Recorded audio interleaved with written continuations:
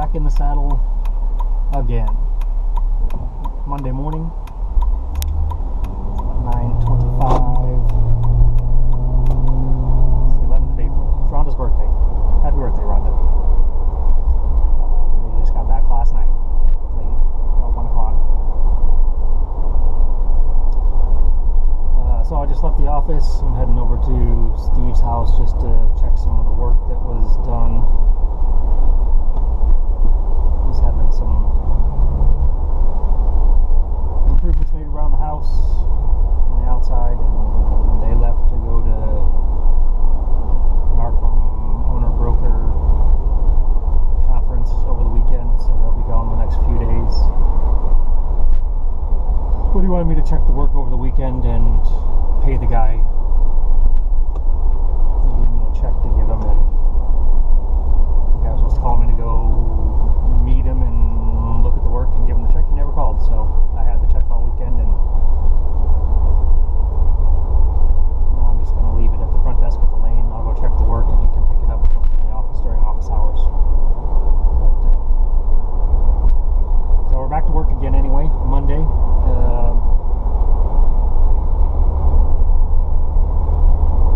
Pretty consistent again this week with the removal of barriers, which I was talking about last week, having pulled or separated that barrier, at least from my perception and perspective, separating my everyday self from my working self, and I made a pretty lengthy recording on, pretty sure it was Friday. I did not record it all over the weekend, although I at several points felt like I wanted to, because and then even later again on Friday, because there were some things that I said when I recorded on Friday, and I really felt good about what came out on Friday, but I felt like I really needed to clarify, because once I was done and I was thinking, oh, I really like that, that was a good session. Use the thought process and conveyance of information and energy and passion, whatever that I was tied into or was feeling at the time. I felt really good about it, but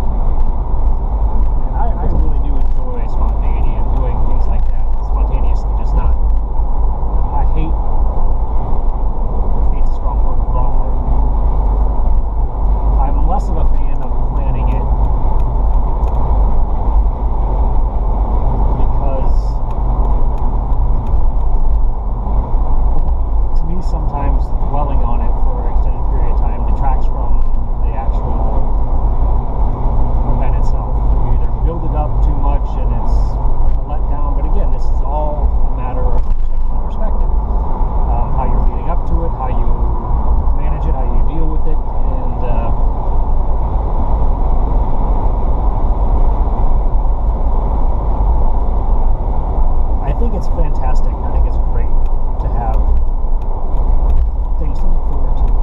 And I think it was the wrong choice of words to say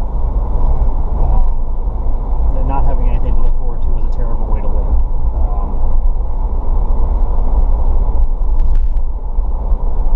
Because in a sense it is. It's terrible to not have any joy or pleasure in your life, and I think you can always look forward to the opportunity, the possibility of those things.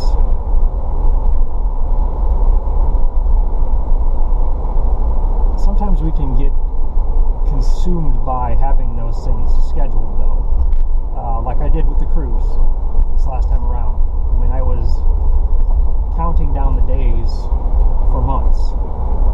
I had tremendous anticipation and excitement about it, but I found myself wishing away my life for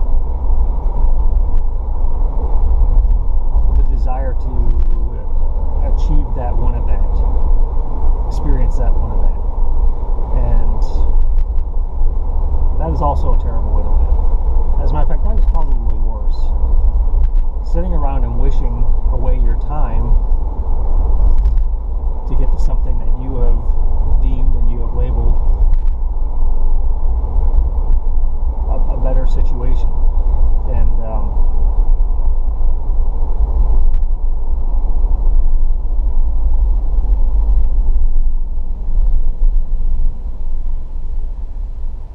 I'm not sure which is the better way to go with this, because like I said, it's nice not to feel that anxiety and that dread on Sundays and into Sunday night and into Sunday morning and getting into the office on Monday and getting through that one day of the week, because you spend a good portion of your time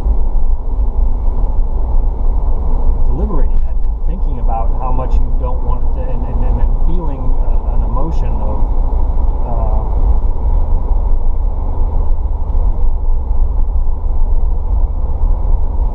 I don't know, just that dread that you feel, and that's really distracting, and it really is a waste of moments, and you could be doing something else.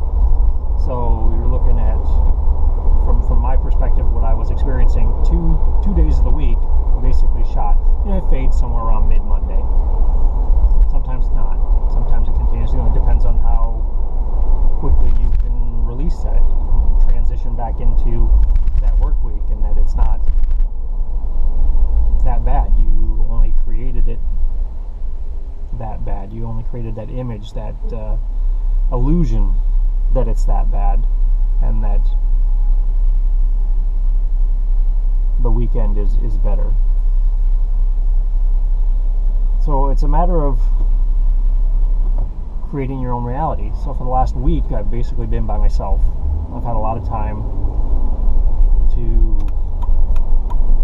evaluate my thoughts, contemplate my existence, and think about these things. And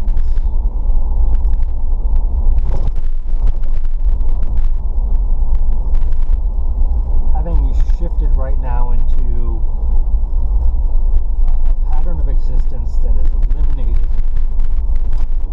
for the most part, the ups and the downs, I don't know if it's a fair trade. I'm really on the fence about this. I don't know if eliminating the downs, the low side, is worth losing the highs. Again, there's that contrast. Without contrast, there would be no detail. And the beauty is in the details. So, which route is better? Right now, I feel an extreme amount of emptiness, and I did all last week, and I still do.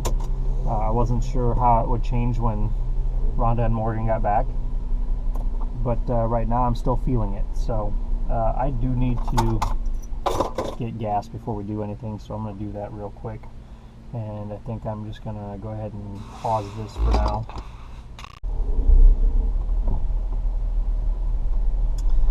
Okay, task complete. We're fueled up. I'm ready to go for another few days.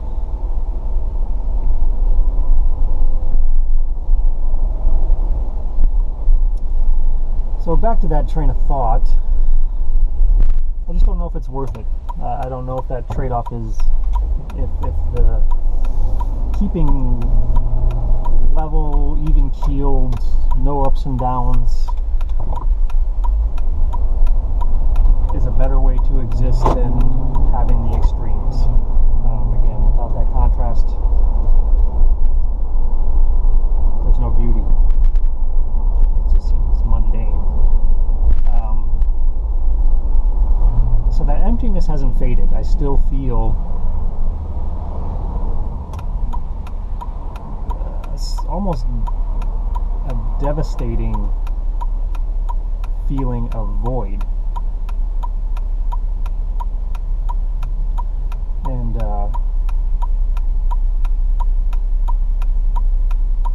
I'm not exactly sure if it's tied to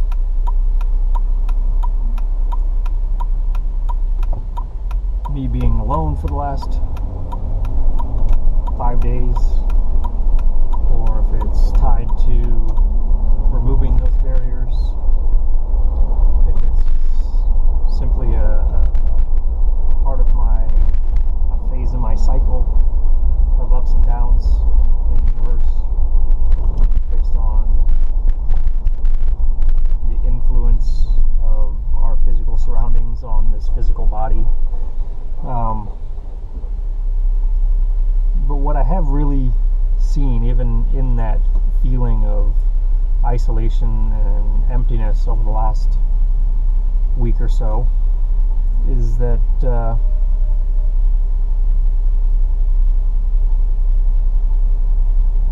even more than before, I'm seeing who I am, who I have the potential to be, and I'm also seeing how that relates to what is going on in the world right now. It has allowed me to add new definition, new detail to my philosophy of myself. And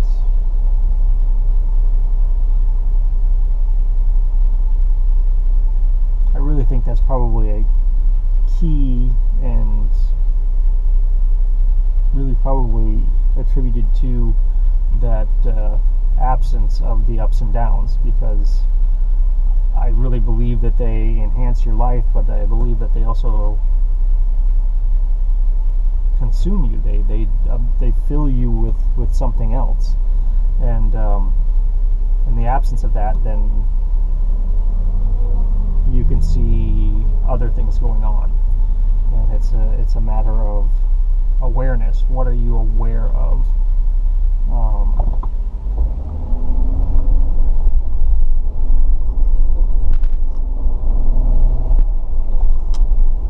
There are things that can grab your attention, and with the limitations of the human mind and the capacity we have to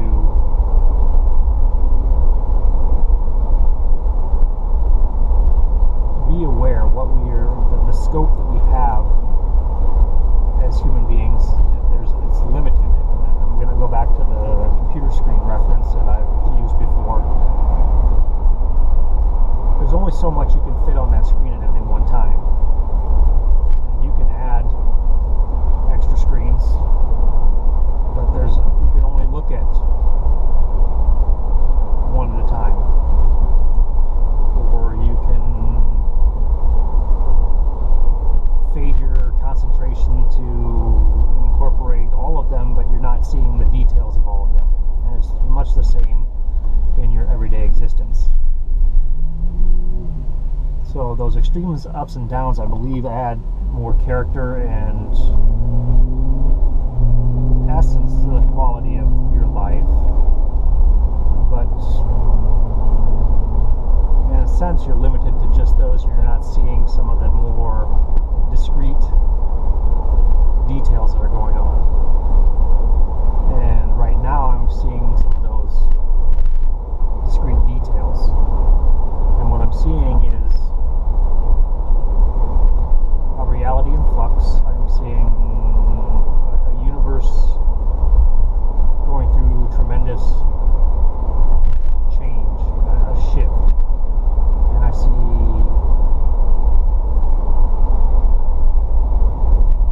an unbelievable amount of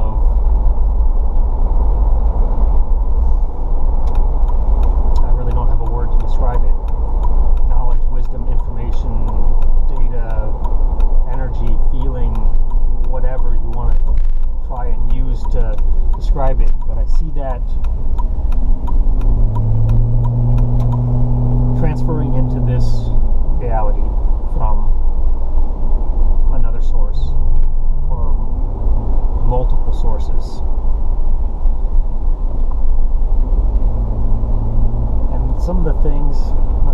All the things that I've experienced the last few months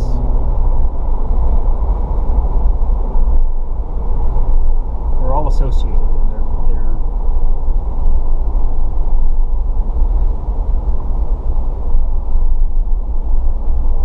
indicators, and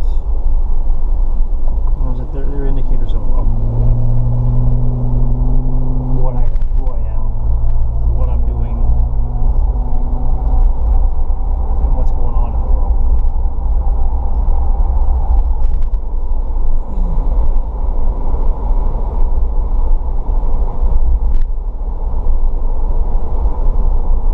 And I'm starting to understand, and I mean understand, because there's been thought, there's been theory, there's been ideas and ideology forever. Understanding that and how that fits together is completely different, and there's different levels of understanding. And I felt like I had a pretty good grasp on that, but in the last couple weeks, it's been given new scope, new scale. I'm seeing that in a relation to something else, and it's overwhelming, really, the extent of the detail involved in that, and the simplicity behind reality creation, and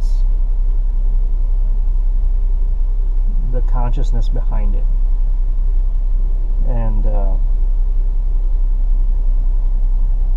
as I'm spending this time, this clock time, this calendar time, evaluating these ideas, this philosophy, this new scope of things,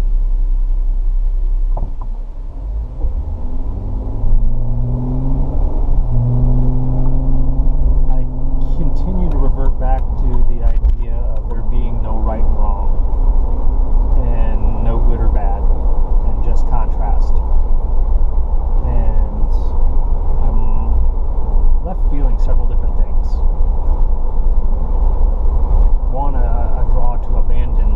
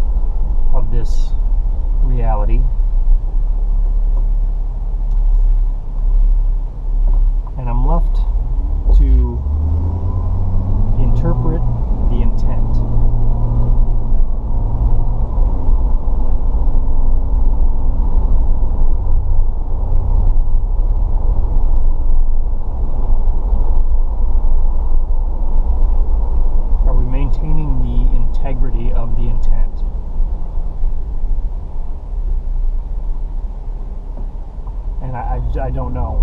I really don't. With the limitations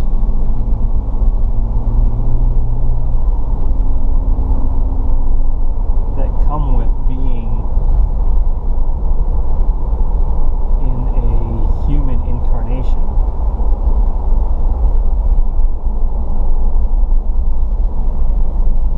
there's only so much that you can fully grasp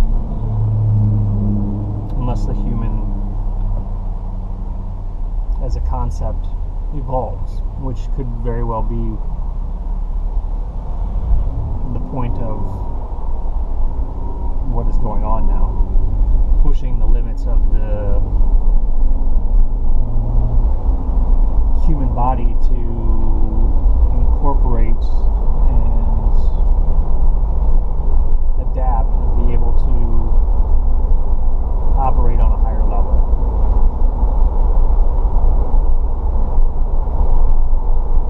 And I gotta say, the whole concept makes my head hurt.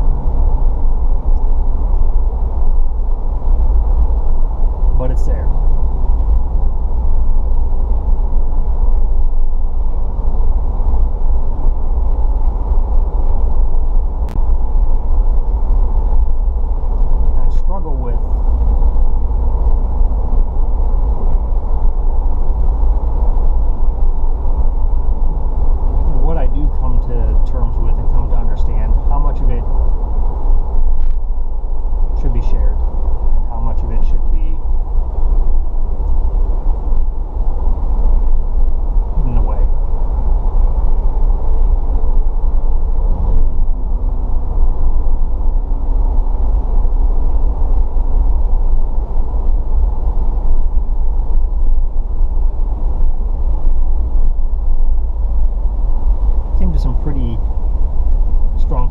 Over the last week, and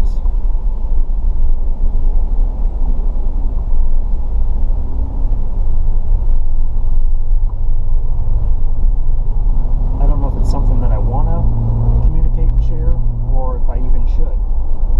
And I mean, it comes down to choice, it comes down to free will.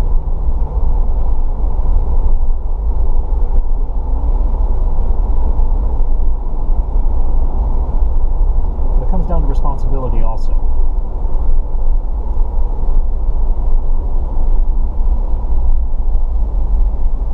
When we as humans reach higher levels, and it doesn't matter where you are on this scale, if you've reached a new level,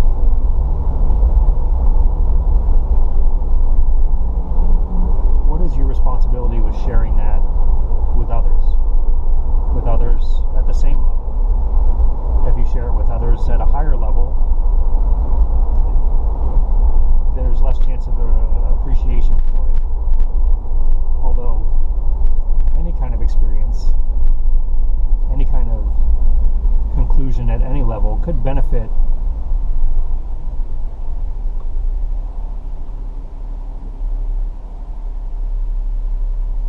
people at any level, really. It's I think it would be more beneficial to people that are currently struggling to get through what maybe you just went through. I think people further down the scale won't be able to understand it, so it won't be beneficial to them. And I think people on a higher level will be disregarded as feeling like they've already been through that and they already have a firm grasp on it. And the key is to not get too cocky and let your ego dictate what you're going to allow yourself to look at, really.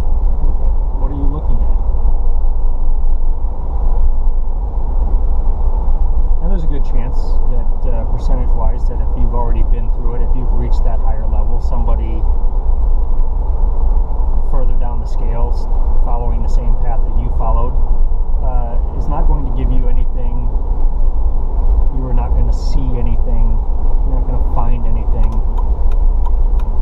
in what they're doing, in what they've done,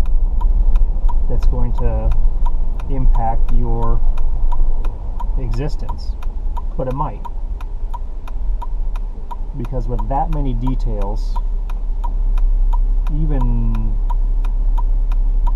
the most thorough and most competent individual, as they're going through it, is going to miss something somewhere along the lines.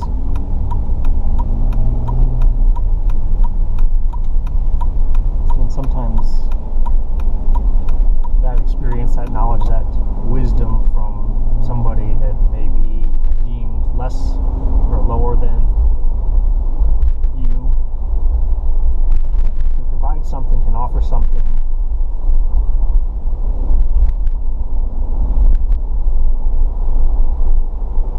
that has an impact on your existence, even in the smallest way. And that's where we go back to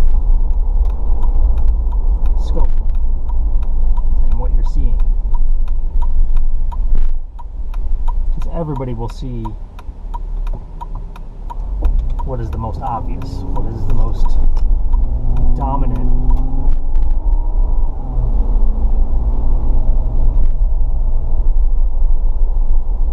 whatever scene, whatever it is you're experiencing. This one's walking down the middle of the road.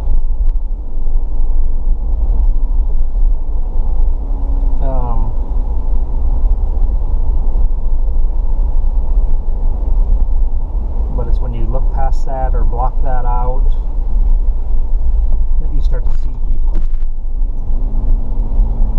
the other details.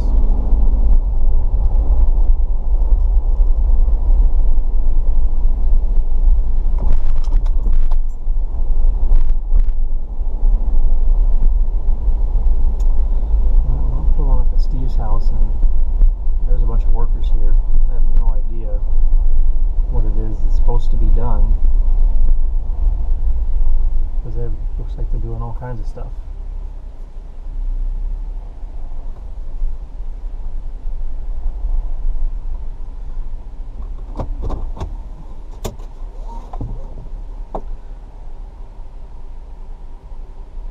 Okay, so I'm here to complete another task and move on about my day. And I don't know that there's much more that I can say, that I can talk about as far as where I'm at, what I'm seeing, how I'm seeing it, and how that's going to or could impact myself and others.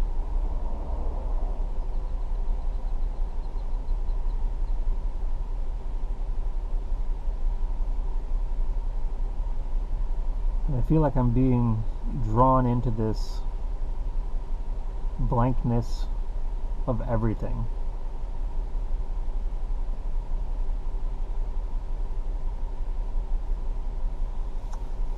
I think that's where we're going to stop.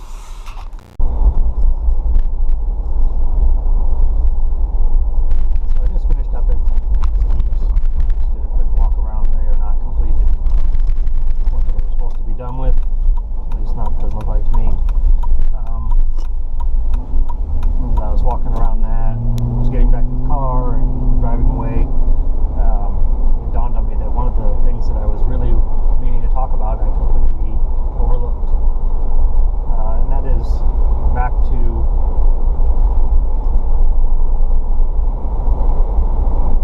living a life and having things to look forward to.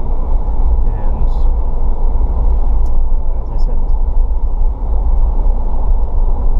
not knowing whether or not it was better to live with the ups and downs or live with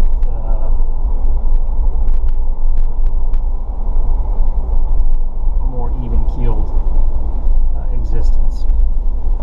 And one of the things that had hit me yesterday was when I was thinking about that recording that I made on Friday, and I was thinking about that statement that I made that living a life without something to look forward to is a terrible way to live, which it is. But on the other side of that is sometimes you have to plan things. You have to do some ahead of time work. You have to do some things that set up whatever it is you're doing, whatever event, whatever circumstance. I do like the idea of spontaneity, but there's some things you just have to plan for. And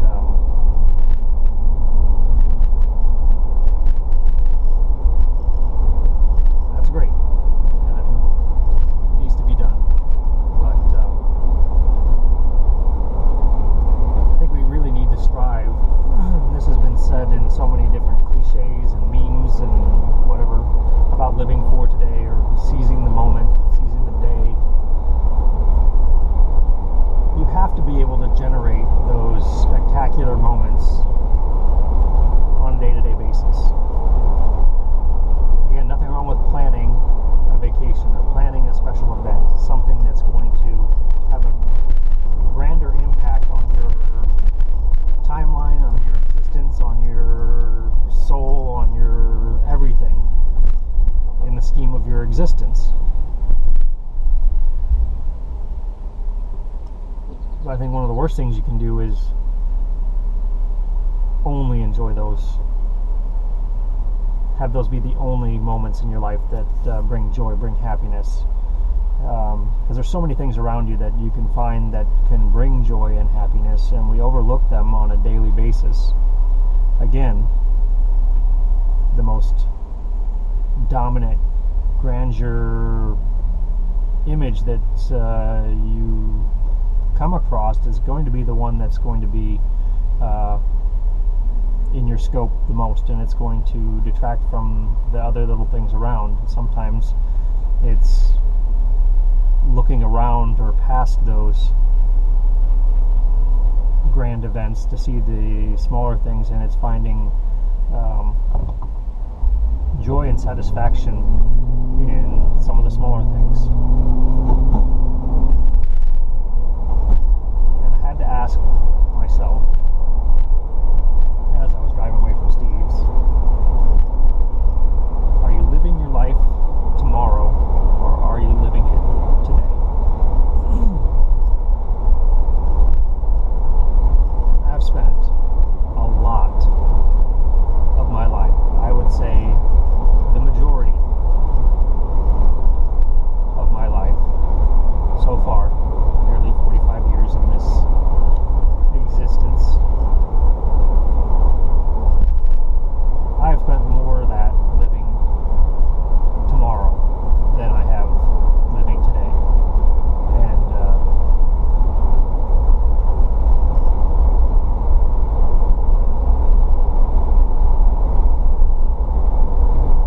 I'm not sure how to change. Well, I know how to change it. I'm not sure if I want to change it. In theory, I would say yes, I do want to change it. In theory, I would say yes, I want to be happy every day. I think everybody does.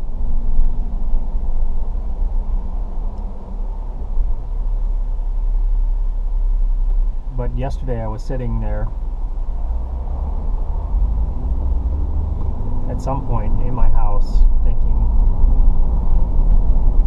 every day has the potential to be the greatest day for you so far. Right now I'm trying to figure out how to overcome those patterns, overcome that perception, and create a more magical existence that has not just the potential of having a life-changing, beautiful, best day ever day, but the high probability of it.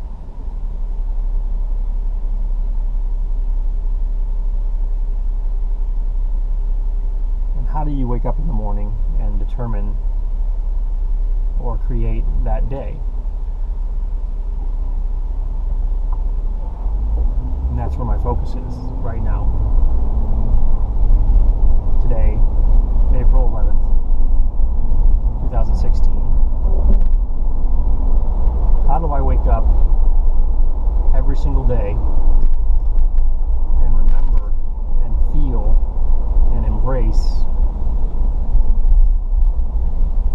possibility of this being the greatest day I've ever experienced. Because right now I just don't feel great. I feel tired, which I am. Did not get as much sleep last night as I would normally like to have on a weeknight.